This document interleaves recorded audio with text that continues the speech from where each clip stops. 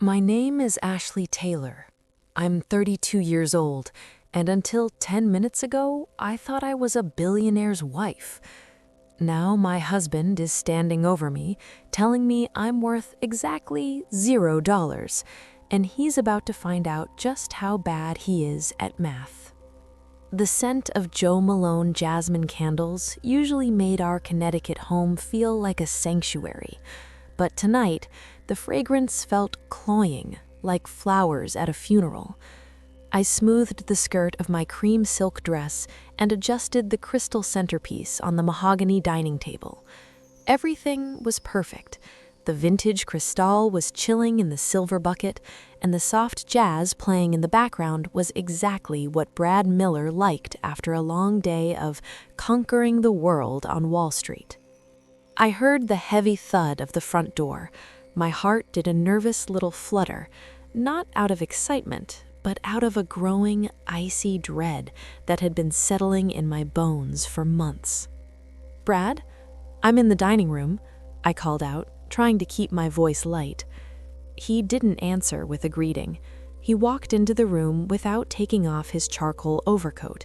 He looked expensive, polished, and entirely hollow. He didn't look at the candles or the wine. He looked at me as if I were a piece of furniture he had decided to replace. "Sit down, Ashley," he said. His voice was like a dry whetstone. "Happy anniversary, Brad," I said, my voice trembling slightly as I remained standing.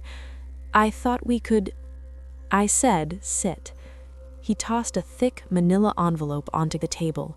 It slid across the polished wood, knocking over a crystal water goblet. Water seeped into the white linen tablecloth, spreading like a slow, cold stain. I didn't sit. I picked up the envelope. My fingers felt numb as I pulled out the documents. Petition for dissolution of marriage. "Brad, what is this?" I whispered, though I already knew. "It's over," he said, finally leaning against the sideboard, his arms crossed. "I've already moved my things. The house is being listed on Monday. My lawyers have spent the last 6 months ensuring this is efficient." I looked at him, the man I'd supported for 12 years, the man whose office I had designed, whose brand I had built while I let my own interior design firm take a back seat. 6 months? You've been planning this while we were sleeping in the same bed? Brad let out a short, sharp laugh, a sound that contained no joy. He stepped closer, the smell of his expensive cedarwood cologne filling my lungs until I felt like I couldn't breathe. He leaned down, his face inches from mine. "Don't play the victim, Ashley. You've had a good run on my dime, but I'm moving on to someone who actually matches my trajectory." He smirked, a cruel, jagged expression. "And just so we're clear, you're getting nothing. I've scrubbed every joint account. The Miller wealth is mine, protected by walls you can't even see. By the time this is over, you'll be lucky if you can afford a bus ticket out of this zip code. You'll never touch my money again." He turned on his heel and walked toward the door. "Brad!" I shouted, my voice finally breaking. He stopped but didn't turn around. "Check the last page, Ashley. It's a generous offer for your moving expenses. Take it or don't. It won't change the fact that I've won." The front door slammed, the sound echoing through the empty, candlelit house. I stood there in the silence, the spilled water dripping off the edge of the table and hitting the hardwood floor with a steady, rhythmic tap, tap, tap. I didn't cry. Instead, I walked over to my desk in the corner of the room. I opened the bottom drawer and pulled out a small, dusty jewelry box. I didn't look at the diamonds inside. I reached under the velvet lining and pulled out a folded piece of yellowed hotel stationery from 6 years ago. "We'll see about that, Brad," I whispered to the empty room. The next morning, the Connecticut sun was too bright, too cheerful. It poked through the floor-to-ceiling windows of my bedroom like an intruder. I sat at my vanity, staring at the blonde woman in the mirror. My eyes were puffy, but my jaw was set. I looked like a woman who had lost everything, but I felt like a woman who was finally seeing clearly. I spent the morning in the office of Sarah Jenkins, the sharpest divorce attorney in Greenwich. Her office smelled of expensive leather and old coffee. Sarah flipped through the manila envelope Brad had left on my dining table, her brow furrowed. "He's been thorough, Ashley," Sarah said, tapping a pen against her desk. "According to these filings, Brad has moved almost all his liquid assets into something called the Ironclad Heritage Trust. It's a sophisticated legal structure usually reserved for old money dynasties. On paper, Brad Miller owns nothing but his clothes and a lease on a corporate apartment in the city." "And my business?" I asked, my voice tight. "He's claiming that since he provided the seed capital for Taylor Interiors 7 years ago, the firm is actually a subsidiary of his primary holding company. He's not just trying to leave you, Ashley, he's trying to erase you." A cold shiver ran down my spine. The betrayal was a physical weight, like a stone in my chest. Brad hadn't just stopped loving me, he had spent months, maybe years, architecting my professional and financial demise. "What about the moving expenses?" he offered. Sarah sighed, sliding a document across the desk. $50,000 in exchange for you waiving all future claims to the estate, the house, and your own company. It's an insult. I thought back to the nights I had stayed up late helping Brad edit his pitch decks, the social dinners I had hosted to woo his clients, the way I had curated his entire image to make him look like the success he was today. $50,000 for 12 years of my life? I'm not signing it. My hand went to my purse, feeling the corner of the hotel stationery through the leather. Good. She looked worried, but I have to be honest, breaking a trust like this is nearly impossible in this state. He's hired a team of sharks who do nothing but hide money. Unless we find a massive crack in the foundation, we are walking into a slaughterhouse. As I left her office, my phone buzzed, a notification from a celebrity gossip site. Corporate titan Brad Miller spotted at the Heights with new flame Tiffany Vance. There was a photo. Brad looked radiant, his arm draped over a woman 10 years younger than me, a woman wearing a necklace I recognized, one he'd told me was at the jeweler being repaired 6 months ago. I stood on the sidewalk, the cold wind whipping my blonde hair across my face. People pushed past me, busy with their own lives, unaware that my world had been burned to the ground. I reached into my bag and pulled out the yellowed paper. The Blackstone Hotel, Chicago, October 14th. The ink was slightly smudged from the condensation of a champagne glass, but the signature, Brad's arrogant, looping scrawl, was clear. He was so drunk on his success that night, so desperate to prove he was the king of the world to the woman by his side. "You built a fortress, Brad, but you forgot who holds the deed to the land." The air in Chicago was bitingly cold, a sharp, metallic wind whipping off Lake Michigan that made my lungs ache with every breath. We were here because Brad had cleverly registered the Ironclad Heritage Trust under Illinois law, thinking the complex statutes here would further bury his tracks. The Cook County Courthouse was a gray, imposing monolith. Inside, the floors were polished marble that echoed with the frantic clicking of heels and the hushed, urgent whispers of lawyers. I felt small in my navy wool coat, standing beside Sarah Jenkins. Brad, however, looked like he was attending a coronation. He was standing near the elevators, surrounded by 3 men in identical charcoal suits, his sharks. When he saw me, he didn't look away. He didn't even look guilty. He just gave me that same slow, predatory smirk I'd seen him use on rival CEOs before a hostile takeover. "Last chance, Ashley," he said as we approached the courtroom doors. His voice was smooth, like expensive bourbon. Sign the settlement, take the 50 grand, and walk away with your dignity. If we go inside, I'm going to have to let my team dismantle you. It won't be pretty." "I'll take my chances, Brad," I replied, my voice steadier than I felt. "Dignity doesn't pay the rent in Greenwich, sweetheart," he chuckled, adjusted his silk tie, and walked into the courtroom. The room smelled of old paper and lemon floor wax.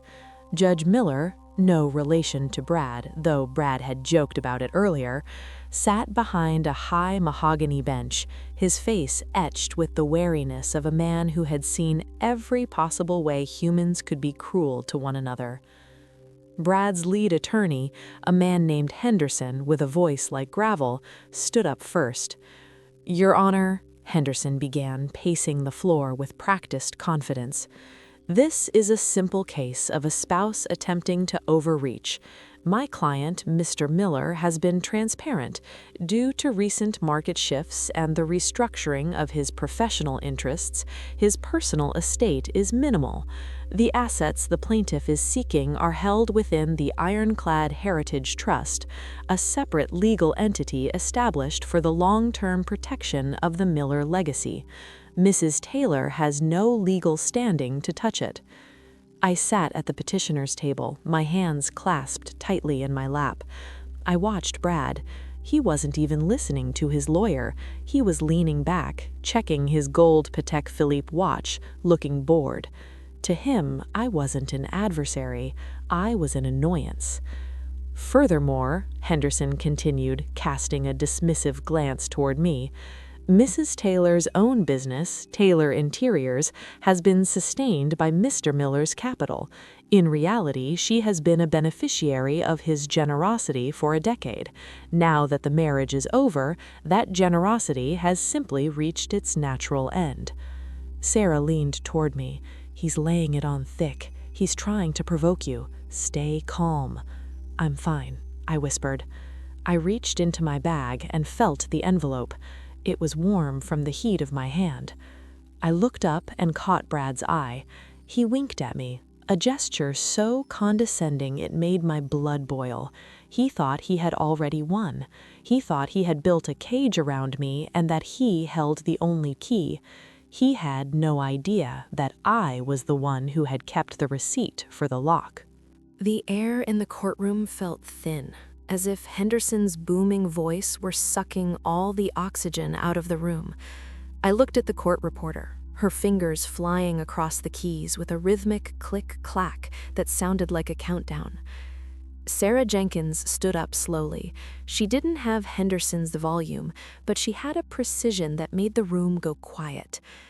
"Your Honor," Sarah began, her voice cool and steady, "Mr. Henderson has painted a picture of a titan and a hobbyist. He's spoken at length about the Ironclad Heritage Trust, as if it were a fortress built by a visionary. But a fortress is only as strong as its foundation, and the foundation of this trust, and indeed all of Mr. Miller's current assets, rests on a single night in October, 6 years ago." I saw Brad's posture change. He didn't sit up, but his foot stopped its impatient tapping. He tilted his head, his eyes narrowing as he looked at Sarah, then at me. "Mr. Miller's team claims that Mrs. Taylor was a mere beneficiary of his generosity," Sarah continued, walking toward the center of the floor. "They claim she has no claim to the wealth he scrubbed and hid away. But we have evidence that suggests otherwise, evidence that Mr. Miller himself created when he was perhaps a bit more honest about his wife's value." Henderson scoffed, leaning back and whispering something to Brad. Brad let out a quiet, mocking snort. "Your Honor," Henderson interjected, without standing, "if this is about some anniversary card or a sentimental promise made over dinner, we're wasting the court's time. Emotional intent does not equal a legal transfer of assets." "It wasn't a card, Mr. Henderson," I said. The words came out before I could stop them. My voice was low, but it carried. The judge looked at me over his spectacles. "Mrs. Taylor, please allow your counsel to speak." "My apologies, Your Honor," I said, my face flushing, though my heart was pounding with a sudden, fierce energy. Sarah reached into her briefcase and pulled out a translucent blue folder. Inside was a high-resolution scan of the hotel stationery. Your Honor, I'd like to submit Petitioner's Exhibit C. It is a document signed by Brad Miller on October 14th at the Blackstone Hotel in Chicago. It was witnessed and notarized by their then house manager, Marcus Thorne, who was traveling with them at the time. The court clerk took the folder and handed it to the judge. I watched the judge's face. At first, he looked bored, his eyes scanning the page with a practiced, cynical gaze. Brad was leaning over, whispering to Henderson. "It's nothing," I heard him hiss. "It's a joke. It's not even a real contract." But as the judge continued to read, his eyebrows began to climb toward his hairline. A small, strange sound escaped his throat, a muffled sort of He reached for his gavel, not to use it, just to have something to hold on to. "Mr. Miller," the judge said, his voice sounding different now, lighter yet more dangerous. "You claim in your financial disclosure that the Ironclad Heritage Trust is an irrevocable entity that you control entirely, and that your wife has no interest in its holdings. Is that correct?" Brad stood up, smoothing his jacket. "That's correct, Your Honor. It was designed specifically to protect the assets from outside claims." The judge looked down at the paper again, then back at Brad. A slow, twitching smile began to form at the corners of his mouth. "Well, Mr. Miller," the judge said, his voice trembling with a hint of something that sounded suspiciously like a laugh, "it appears you were a very, very romantic man 6 years ago, or a very, very foolish one." Brad's smirk finally faltered. "I don't understand, Your Honor." "Oh, you will. Mr. Henderson, I suggest you take a very close look at your client's contract of eternal devotion." The courtroom went so quiet, I could hear the faint hum of the air conditioning and the frantic scratching of the court reporter's keys. Henderson, Brad's lawyer, practically snatched the document from the clerk's hand. He scanned it, his face morphing from a mask of professional boredom to one of pure, unadulterated shock. Brad stepped closer to his lawyer, his voice a low, jagged whisper. "Henderson, what is it? It's just a stupid letter from our anniversary. I was just being dramatic." Henderson didn't answer. He looked like he had just seen a ghost. "Read it, Your Honor," Sarah said, her voice cutting through the tension like a blade. "Read the second paragraph aloud." The judge cleared his throat. He leaned back in his high-backed chair, the black silk of his robes rustling. He adjusted his glasses, and then he began to read in a slow, resonant tone that made every word feel like a hammer blow. "To my queen, Ashley Taylor, to prove that my success is merely a reflection of your grace." The judge paused, a chuckle bubbling in his chest. "I, Brad Miller, being of sound mind, if not sound liver, hereby declare that any trust, company, or financial entity I create or oversee from this day forward is held in irrevocable bailment for her. I am but the steward, she is the owner of the kingdom." Brad let out a forced, hollow laugh. "It's a metaphor. It's poetry, Your Honor. I was trying to be romantic for our 5-year anniversary. It's not a legal filing." "Oh, but Mr. Miller," the judge said, his voice hitching as he tried to contain himself, "you didn't just write poetry. You used specific Illinois-compliant trust language. And then," the judge turned the page, "you had your house manager, a licensed notary, witness and stamp it. You even included a merger clause stating this document supersedes any future conflicting agreements." The judge looked at Brad, and then he couldn't help it anymore. He didn't just smile, he let out a sudden, booming laugh that echoed off the marble walls. It was a deep, belly-shaking laugh that made his chest heave. "You're a private equity genius, Mr. Miller," the judge gasped, wiping a tear from the corner of his eye. "You spend all morning arguing that the ironclad Heritage Trust is an impenetrable vault that you created to house every single penny you own. You argued that it is legally separate from your personal estate. The problem is," the judge continued, his laughter subsiding into a wide, mocking grin, "according to this notarized deed, which you signed in this very city 6 years ago, the moment you created that ironclad Heritage Trust, it legally became the property of Ashley Taylor. You've spent the last year building a multi-million-dollar fortress, and you just handed her the only key." The silence that followed was heavy. I looked at Brad. The smirk was gone. The king of the world looked like he was about to be sick on his Italian leather shoes. "Your Honor, this is preposterous," Henderson shouted, but his voice lacked conviction. "What's preposterous, Mr. Henderson?" the judge snapped, his humor vanishing into a sharp, judicial edge. "Is that your client was so arrogant, so convinced of his own brilliance, that he wrote a legal love letter to show off, never dreaming he'd actually try to screw over the woman he wrote it to. He thought he was playing a game. Well, the game is over." I felt a strange, cold calm wash over me. I looked at the letter on the bench, the yellowed paper that Brad had written while drinking $2,000 champagne, thinking he was untouchable.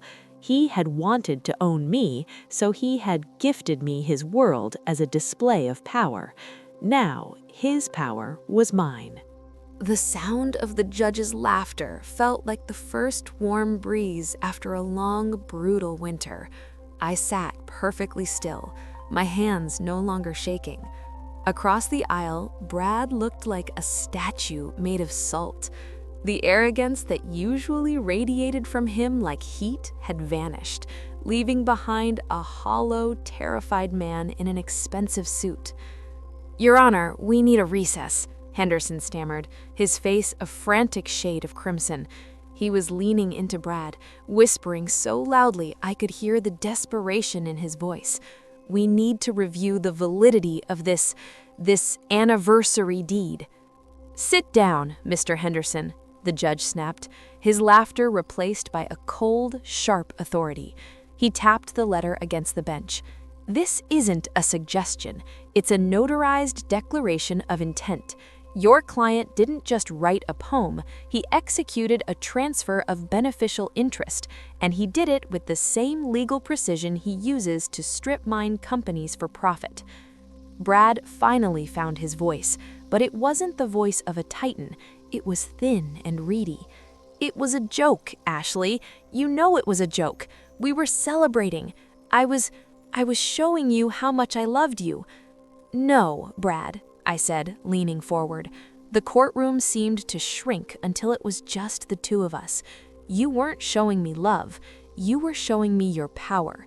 You wanted me to see that you were so rich, so successful that you could gift me a kingdom and still be the one in control. You just never thought you'd have to live in a world where you weren't the king."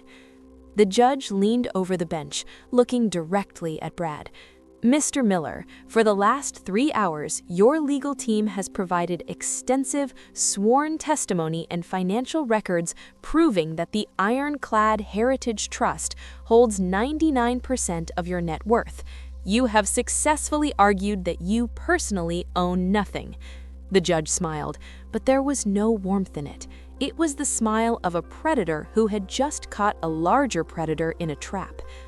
"Since you've done such a thorough job of proving that the trust is a separate, impenetrable entity, and this document proves that Mrs. Taylor is the sole legal beneficiary of that entity, I see no reason to delay. I am moving to freeze all assets within the ironclad Heritage Trust immediately, pending a full transfer to the petitioner." A collective gasp went up from the gallery. Brad's new girlfriend, Tiffany, stood up, her designer handbag clutched to her chest. She looked at Brad, then at me, and without a word, she turned and hurried out of the courtroom. The power couple was over before the ink on the transcript was dry. "Brad?" I said softly. He turned his head slowly, his eyes bloodshot and wide. "You told me I'd never touch your money again," I whispered, the words tasting like honey. "And you were right, because it's not your money anymore. It's mine." He tried to lunge forward, his face twisting into a mask of rage, but a court bailiff moved faster, placing a firm hand on his shoulder. Brad sank back into his chair, the shark finally realizing he was out of water. Sarah Jenkins squeezed my hand under the table. Her eyes were bright with triumph. "We didn't just find a crack in the foundation, Ashley," she whispered. "We just watched the whole house fall down." The marble hallways of the Cook County Courthouse felt miles long as I walked away from the bench. Behind me, the courtroom was a hive of controlled chaos. I could hear Henderson's frantic voice arguing with the clerk and the heavy, rhythmic thud of the bailiff's boots. But most of all, I heard the silence of Brad Miller. He hadn't said a word after the judge's final blow. He had just sat there, staring at the polished wood of the table as if waiting for it to swallow him whole. "Ashley, wait!" I stopped just as I reached the heavy oak doors leading to the main lobby. I didn't have to turn around to know it was him. His footsteps were uneven, lacking the confident stride he'd used this morning. I turned slowly. Brad stood a few feet away, his charcoal suit jacket unbuttoned, his tie pulled loose. He looked like a man who had been through a shipwreck. The hallway was empty except for us, the gray Chicago light filtering through the high windows, casting long, cold shadows. "You can't do this," he hissed, though his voice lacked its usual venom. It sounded like a plea. "That trust, that's everything, Ashley. It's the London accounts, the Singapore holdings, the house in the Hamptons. It's 12 years of my blood, sweat, and tears." "And 12 years of mine," I said, my voice echoing off the stone walls. "I spent those years building the man who built that trust. I designed the offices you sat in while you made those deals. I curated the life that made people trust you with their money. You didn't do it alone, Brad. You just convinced yourself you did." "I'll appeal," he said, stepping closer, his eyes wild. "The anniversary deed was a joke. No higher court will uphold a transfer of billions based on a piece of hotel stationery and a bottle of Bollinger." "Maybe," I replied, tilting my head. "But Sarah tells me that in Illinois, a notarized declaration of intent is a powerful thing. And while you're busy appealing, I'll be the one controlling the accounts. I'll be the one deciding which of your sharks gets paid, and I'll be the one deciding if you get to keep that corporate apartment you love so much." Brad reached out as if to grab my arm, but he stopped himself. He looked at my face, and for the first time in a decade, he actually saw me. He saw that the soft, supportive wife he thought he could discard like an old coat was gone. In her place was the woman who had survived his betrayal and come out holding the deed to his world. "What do you want?" he whispered. "You want more money? Fine, I'll double the settlement. 100,000, 200, just give me back the trust." I let out a soft laugh. It wasn't a laugh of malice, but of genuine pity. "You still think this is about the money, don't you? You think everyone has a price because you do." I leaned in, my blonde hair brushing against my shoulder. "I don't want your money, Brad. I want the life you tried to steal from me. I want Taylor Interiors back, without your name on the board. I want the Connecticut house, and as for the rest of it," I smiled, a slow, deliberate curve of my lips, "I think I'll spend it making sure you never get to hide another dime from anyone ever again." I turned my back on him and pushed through the heavy doors. The lobby was crowded, filled with the hum of 100 different lives, but I felt like I was walking on air. The weight of the last 6 months had finally lifted, replaced by something new and heavy. It was the weight of the crown Brad had jokingly placed on my head 6 years ago. The difference was, this time, I wasn't wearing it for him.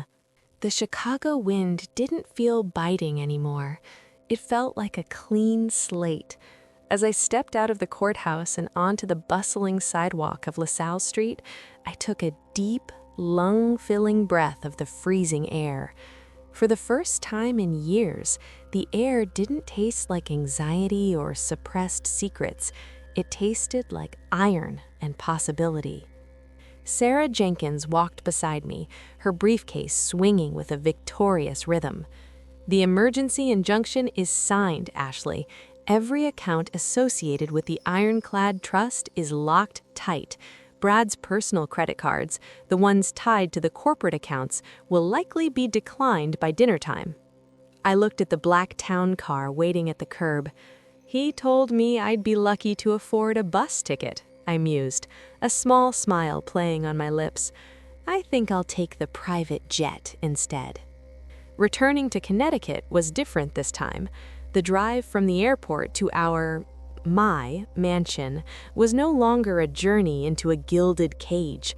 I pulled into the driveway, the tires crunching over the expensive gravel I had personally selected. I walked through the front door, and the scent of jasmine candles greeted me. This time, it didn't smell like a funeral. It smelled like home. A week later, the news broke. Wall Street's master of the universe, Brad Miller, ousted amidst shocking divorce settlement. The financial journals were having a field day. It wasn't just the loss of the money, it was the way he lost it. The anniversary deed had leaked, likely thanks to a disgruntled clerk, and Brad had become the laughingstock of the private equity world. No one wanted to do business with a man who had accidentally gifted his entire fortune to his wife to show off.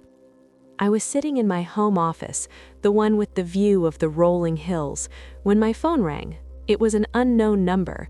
I knew who it was before I even answered. "Hello, Brad," I said, leaning back in my leather chair. "The Hamptons house, Ashley," he croaked. He sounded older, his voice stripped of its polished veneer. "The emergency trucks are there.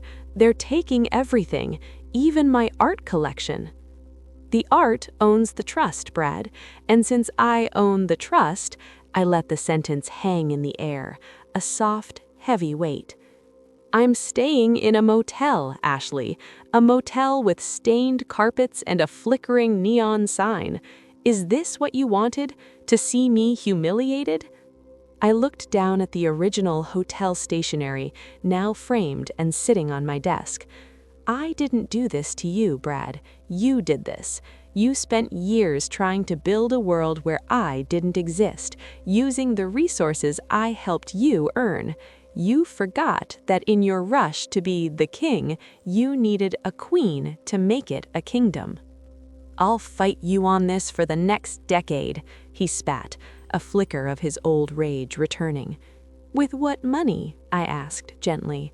"Your lawyers have already withdrawn, Brad. Your sharks don't swim for free." There was a long, hollow silence on the other end of the line, followed by the soft click of the call ending. I stood up and walked to the floor-to-ceiling windows. The sun was setting, painting the Connecticut sky in bruised purples and brilliant golds. My firm, Taylor Interiors, was already being rebranded, no longer a subsidiary of a man's ego, but a powerhouse of its own. I thought back to the courtroom, the image of the judge doubling over in laughter. He wasn't just laughing at a legal loophole, he was laughing at the sheer poetic irony of an arrogant man being undone by his own pride. Brad was right about one thing that night at the dining table. I would never touch his money again, because from now on, every cent, every brick, and every tomorrow belonged entirely to me. I picked up my glass of wine, raised it to the empty room, and finally let out a laugh of my own. It was a beautiful, clear sound, the sound of a woman who had finally designed her own life.